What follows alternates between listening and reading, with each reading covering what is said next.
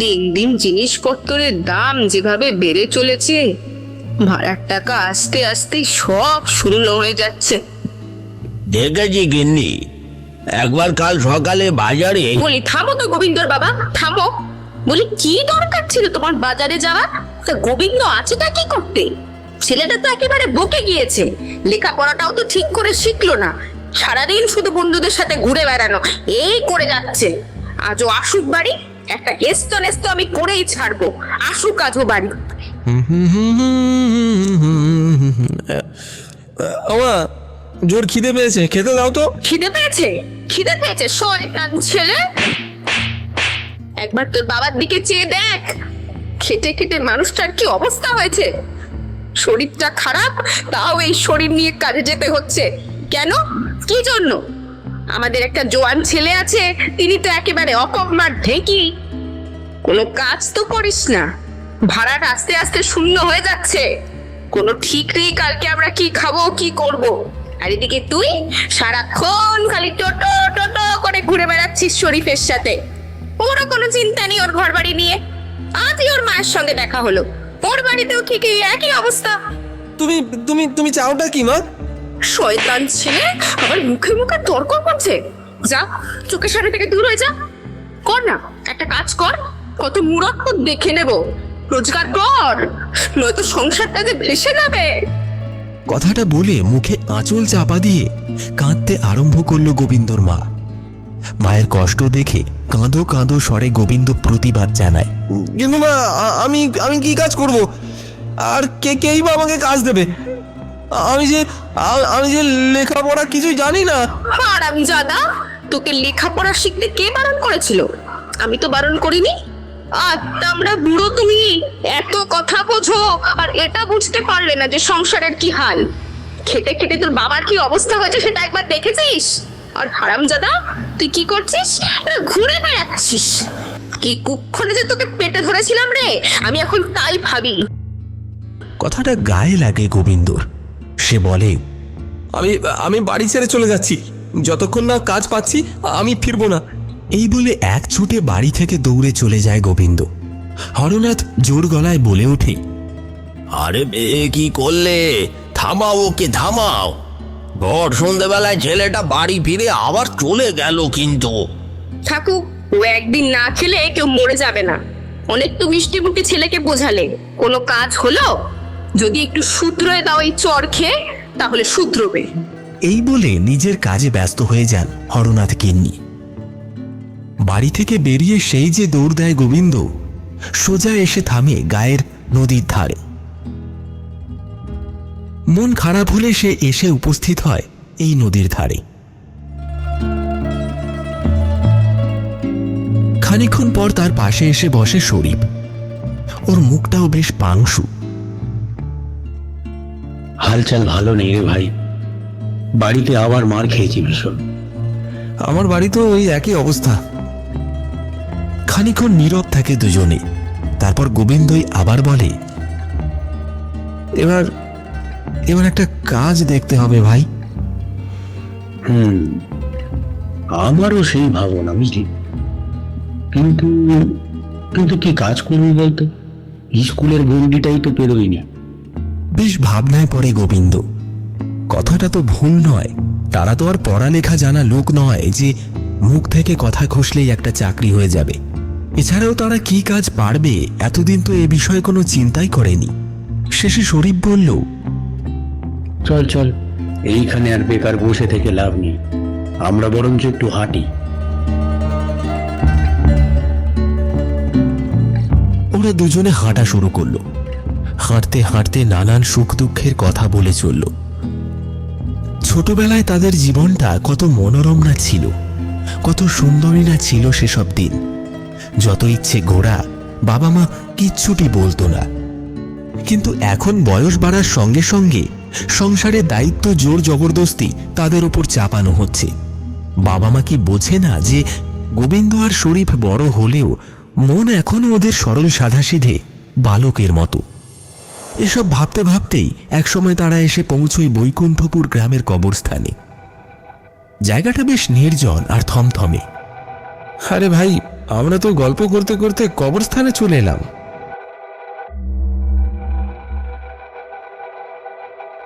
হঠাৎ একটা অদ্ভুত জিনিস তাদের দৃষ্টি আকর্ষণ করল। চারিদিকে তখন অন্ধকার।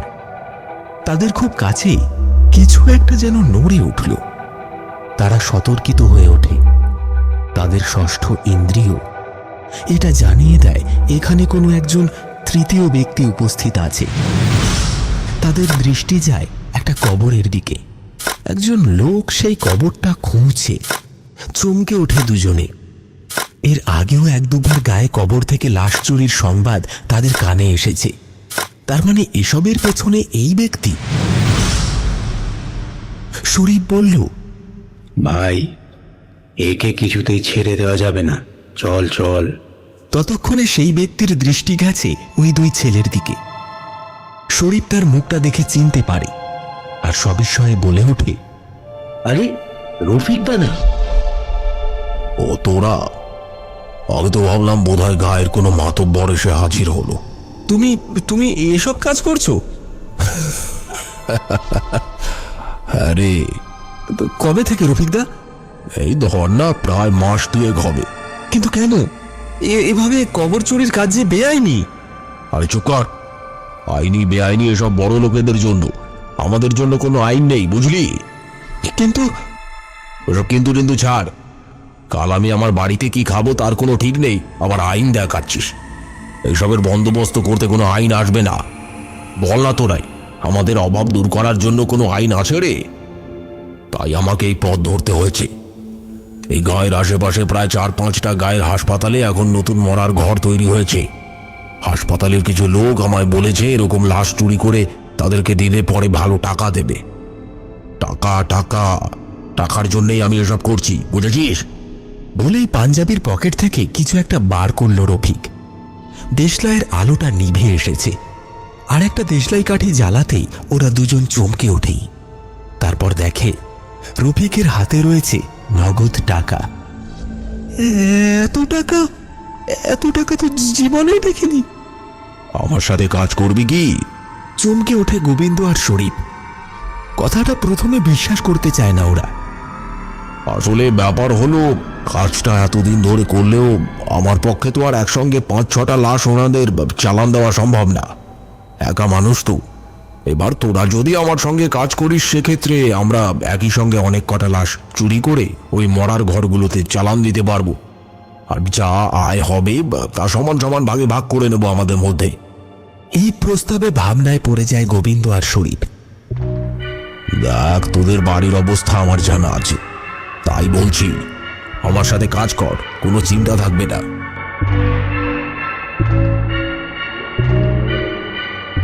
এরপর দুজনেই রাজি হয়ে যায় রফিকের কথায় আর কাজে লেগে পড়ে গোবিন্দ আর শরীফ। ওরা কবর খুঁড়ে বারবার এই ধরনের লাশ চুরি করে নিয়ে যায়।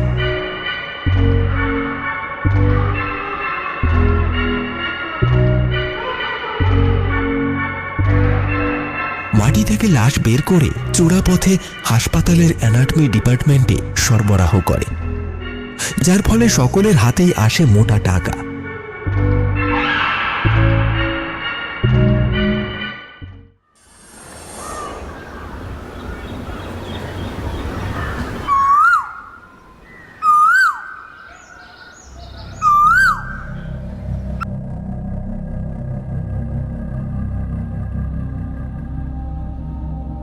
আজ অনেকদিন পর তারা অপেক্ষা করছে একটা লাশের জন্য। তারা জানে একটি মৃতদেহকে দাফন করতে আজ লোক আসবেই। এই ব্যাপারটা তারা জানে কারণ যাকে কবর দেওয়া হবে সে তাদের অতি পরিচিত, তাদের রফিক দাদা। অপঘাতে মারা গিয়েছে রফিক। তাকেই দাফন করতে আসছে তার বাড়ির লোক। অল্প আলোর শিখা ক্রমে তাদের দিকে এগিয়ে আসছে।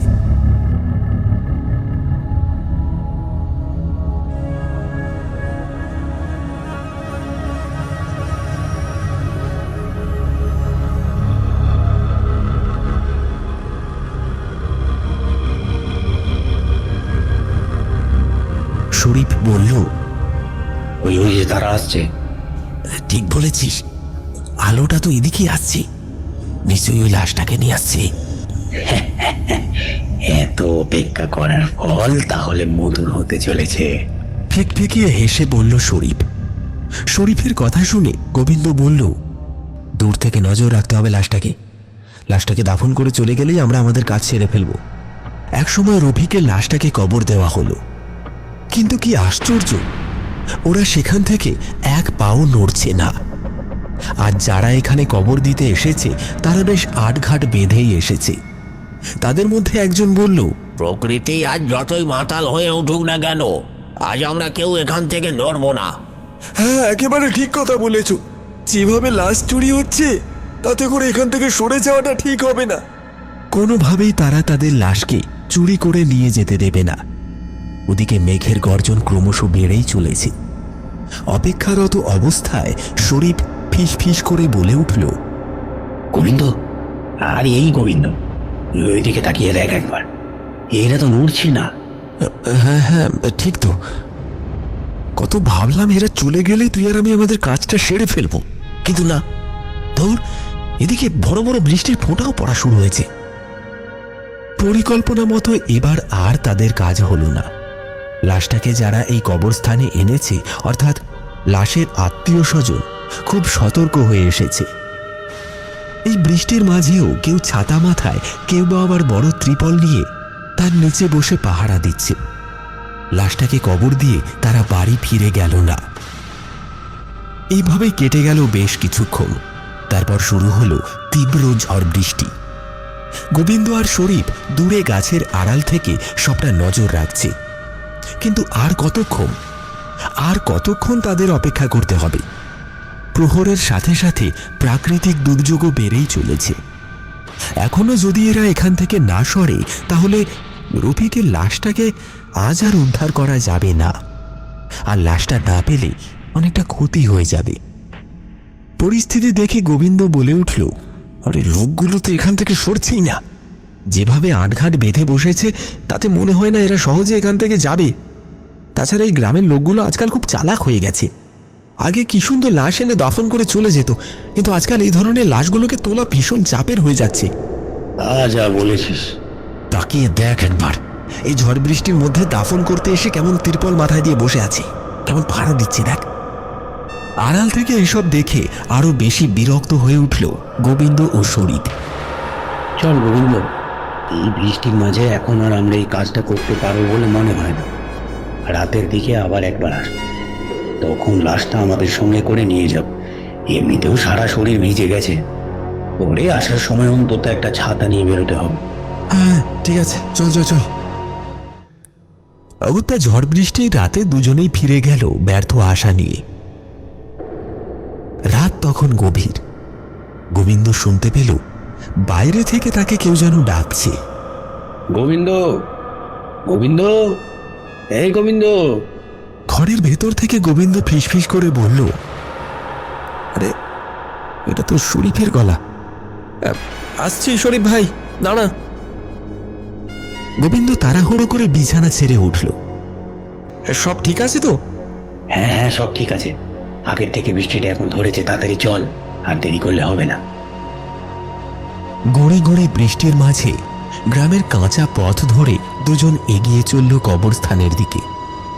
উদ্দেশ্য কেবল একটাই, রফিকের লাশটা কবর থেকে বের করে আনা। দীর্ঘ সময়ের পর রফিকের বাড়ির লোকজন আর গ্রামের সবাই ফিরে গেছে। কেউ নেই কবরস্থানে, কিন্তু কবরস্থানের যে জায়গাটায় লাশ দাফন করা হয়েছিল সেখানে আসতেই দুজনের চক্ষু চড়ক গাছ। কবরটা আগে থেকেই খোঁড়া, তার মানে কেউ এসে আগে থেকেই তাদের লাশ চুরি করে নিয়ে গেছে।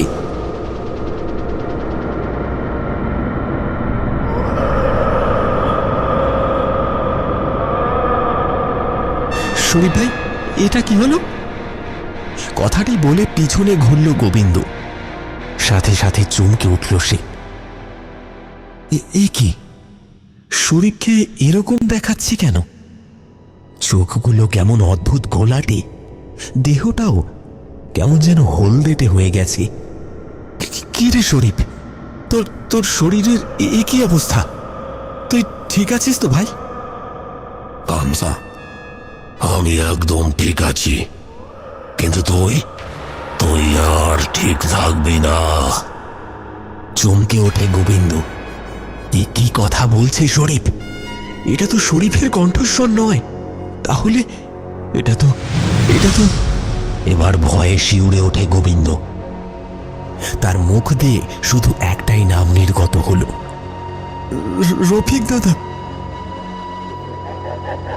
আকাশ বাতাস কাঁপিয়ে হেসে ওঠে শরীফ। গোবিন্দ বুঝতে পারে শরীফের সাথে এখানে এসে কত বড় ভুল করেছে সে। কারণ যে তাকে তার বাড়িতে ডাকতে এসেছিল সে শরীফ নয়, রফিক। কিন্তু এ কি করে সম্ভব? রফিক তো আর নেই।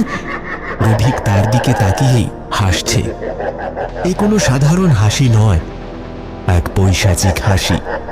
গোবিন্দর সারা দেহ রোমাঞ্চিত হয়ে ওঠে। আমতা আমতা করে সে বলে ওঠে, রফিক দা, তুমি? কে হলো? এত ঘাবড়াচ্ছিস কেন রে? এমন ভাব করছিস যেন আমাকে চিনিস না। হ্যাঁ, তুমি এখানে? হ্যাঁ ঠিকই তো। তোর তো অবাক হওয়ারই কথা। তুই তো ভাবতেই পারিসনি আমি আবার তোর সামনে এসে দাঁড়াতে পারি। কিন্তু কি করবো বল? যে বেইমানি তুই আমার সঙ্গে করলি, তারপরও কি আমি না এসে থাকতে পারি? মুখটা শুকিয়ে যায় গোবিন্দর। কি হলো? চুপ করে আছিস কেন? বল। বলে আবার জোরে হেসে ওঠে রফিক। বিশ্বাস করো রফিক দা, আমার কোনো দোষ নেই। ওই বজ্জাত শরীফটা আমাকে এই বুদ্ধি দিয়েছিল। তুমি আমায় ভুল বলছো না রফিক দা। শরীফ কোথায় গেল? শরীফ! তুমি বৃথাই শরীফকে খুঁজছো গোবিন্দ। শরীফ তোমার কাছে কখনো আসেইনি। শরীফের রূপে আমি তোমাকে এখানে ডেকে আনলাম। এবারে বল তো দেখি, কেন সেদিন তোরা আমাকে হত্যা করলি? তোদের তো আমি কোনোদিন ঠকাইনি, তবে কেন? টাকার লোভে গো রফিক দাদা। সত্যি বলছি, আমি তোমাকে খুব ভালোবাসতাম। কিন্তু যখন আমাকে শরীফ বললো যে তুমি পথ থেকে সরে গেলে আমাদের দুজনের টাকার অঙ্কটা আরো বেড়ে যাবে, তখন আমি সেই লোক সামলাতে পারিনি গো। আমাদের বাড়ির অবস্থা তো তুমি জানো। আর আমার বাড়ির অবস্থা। কথাটা শেষ করতে পারল না গোবিন্দ। চেঁচিয়ে ওঠে রফিক। বলা ভালো রফিকের আত্মা। আমার বাড়িতে আমার মা কি অবস্থায় আছে জানিস? বাড়িতে কিছু খাওয়ার নেই। এই চোরা পথে রোজগার করতাম ঠিকই, কিন্তু তা শুধুমাত্র আমার গর্ভধারিণী মায়ের জন্য। তোরা আমাকে মেরে ফেললি। মনে পড়ে তোর গোবিন্দ? গতকাল রাত্রে যখন আমার পেটে তুই ছুরি বসালি, তার আগে কি বলেছিলি মনে আছে? তোমাকে এখন আর আমাদের কোনো প্রয়োজন নেই রফিক দাদা, বরং তুমি সরে গেলে তোমার ভাগের টাকাটাও আমরা পাবো। ছি ছি ছি ছি ছি ছি ছি, এত বড় বেঈমান হতে পারলি তোরা? অমানুষ, অকৃতজ্ঞ, বেঁচে থাকার কোনো অধিকার নেই তোর।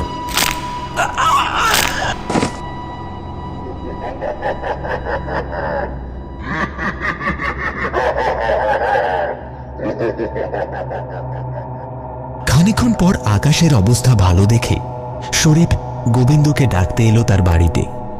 গোবিন্দকে না পেয়ে শরীফ ভাবল, গোবিন্দ একাই লাশ চুরি করতে গেল, আমার জন্য অপেক্ষা করলো না।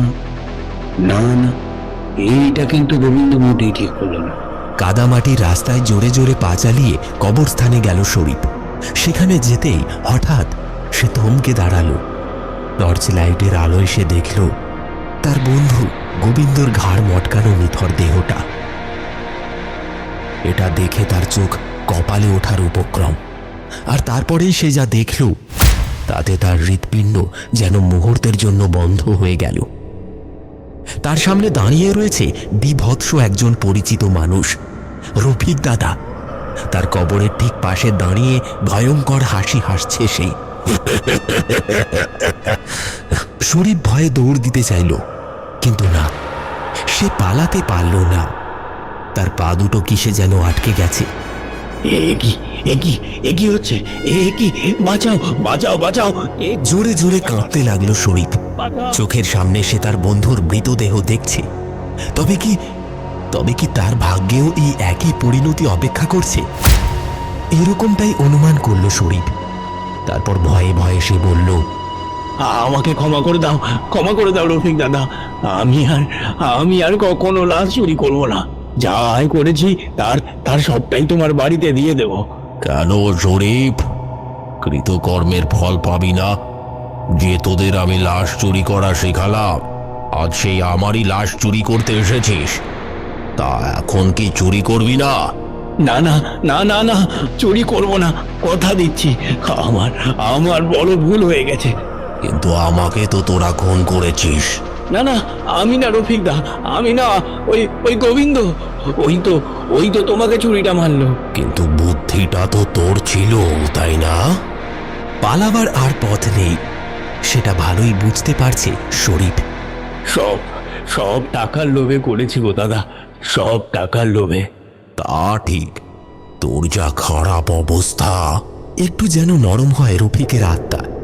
পরক্ষণেই দাঁতে দাঁত চেপে রফিক বলল, কিন্তু তুই তো গোবিন্দকে সাথ দিয়েছিস।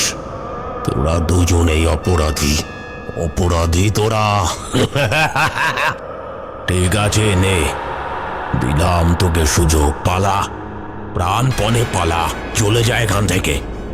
আর যেন কোনোদিন তোকে এই পথ মারাতে না দেখি। প্রাণপণে দৌড়াতে শুরু করলো শরীফ। পালাতে হবে তাকে, পালাতে হবে এই কবরস্থান থেকে। বহু দূরে চলে যেতে হবে। কোনোদিকে না তাকিয়ে দৌড়তে থাকে শরীফ।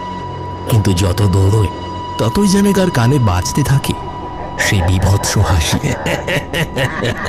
সেই হাসি শোনার সঙ্গে সঙ্গে তার মনে পড়ে যায় রফিক দাদার সেই বীভৎস মুখখানা।